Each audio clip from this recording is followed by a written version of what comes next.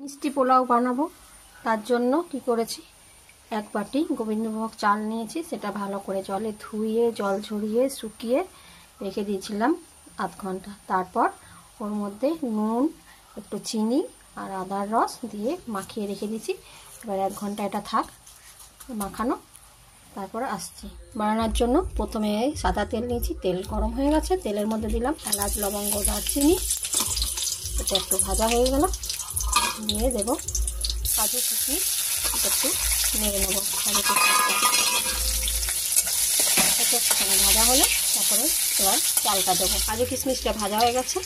এবার এই চালটা, এবার আদা, নুন, হলুদ, তেল, তারপরে তোমার মিষ্টি সব দিয়ে ম্যারিনেট করে রেখেছিলাম।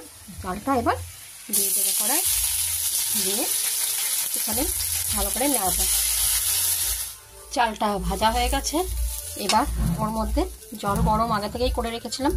এই গরম জলটা এবার 1 মগ মতন একটু দিয়ে দেবো। একটু চালটা সিদ্ধ হোক।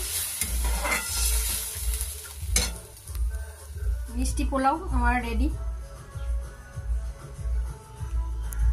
একটুখানি টস করে মশলাটা বেটে নেবো। বানাবো চিকেন তন্দুরি মশলা। তার জন্য কি করব, এই পেঁয়াজ, রসুন, লঙ্কা, টমেটো, আদা এগুলো সব তন্দুর করে নেব হালকা টস করে। আর এখানে চিকেনটাকে ম্যারিনেট করে রেখেছি। একটু ঝরানো টক দই, জল ঝরিয়ে রেখেছিলাম, টক দই, একটু আদা রসুন বাটা, গোলমরিচ গুঁড়ো, নুন, হলুদ, লঙ্কা গুঁড়ো আর সাদা তেল একটু, আর দিয়েছি তন্দুর মশলা দিয়ে। এবার আমি এইগুলোকে আগে তন্দুর করি, পেঁয়াজ, আদা, রসুন, তারপরে এটা তন্দুর করব। এবার চিকেনগুলোকেও একটুখানি সটে করে নেব। মশলা মাখানো ছিল, আদা, রসুন, লঙ্কা, হলুদ, তেল আর টক দই আর সাথে তন্দুরি মশলা, এগুলো একটুখানি ভালো করে সাথে মতো করে নিই। চিকেনগুলো একটা পিঠ সটে হয়ে গেছে, আর উল্টে উল্টে দেবো। এরকম করে উল্টিয়ে উল্টিয়ে দুটো পিঠ ভালো করে সটে করে নেব।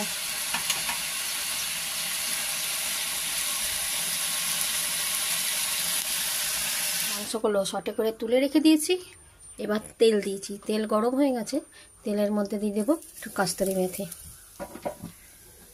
কাস্তুরি মেথিটা একটুখানি ভাজা হয়ে যায়।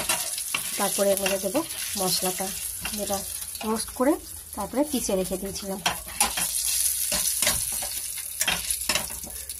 এবার দেবো এই মশলাটা।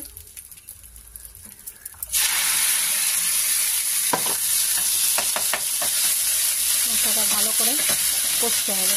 কষে কষে যখন তেল ছেড়ে দেবে তখন আবার মাংসটা দেবো। পরিমাণ মতন নুন, হলুদ আর একটু লাল লঙ্কার গুঁড়ো দিয়ে দিলাম। হয়ে গেল আমার চিকেন তন্দুরি মশলা। এবার সার্ভ করব। হয়ে গেল আমার চিকেন তন্দুরি মশলা।